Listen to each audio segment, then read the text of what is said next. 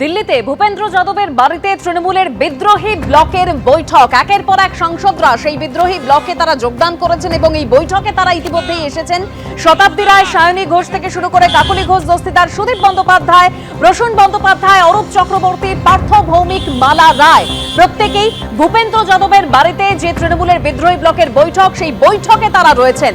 আর অন্যদিকে আজই লোকসভার অধ্যক্ষের কাছে যেতে পারেন তৃণমূলের বিদ্রোহী ব্লকের সাংসদরা। লোকসভার অধ্যক্ষ ওম বিড়লার কাছে 20 জন সাংসদের সই করা চিঠি আজই জমা দিতে পারেন তৃণমূলের বিদ্রোহী ব্লক। একের পর এক সাংসদরা যখন তারা প্রবেশ করছেন ভূপেন্দ্র যাদবের বাড়িতে, একেবারে সেই মুহূর্তের ছবি দেখতে পাচ্ছেন।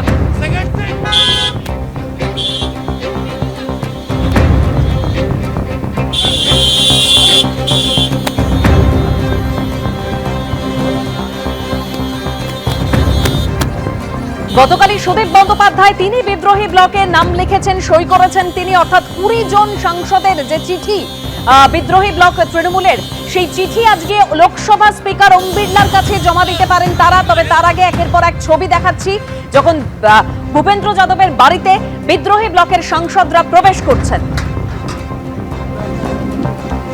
কাকলি ঘোষ দস্তিদার থেকে শুরু করে শতাব্দী রায়, মালা রায়, সায়নী ঘোষ, প্রসূন বন্দ্যোপাধ্যায়, দেব, অরূপ চক্রবর্তী, প্রত্যেকেই একেবারে সুদীপ বন্দ্যোপাধ্যায় যখন প্রবেশ করেছেন সেই মুহূর্তের ছবিও দেখতে পাচ্ছেন।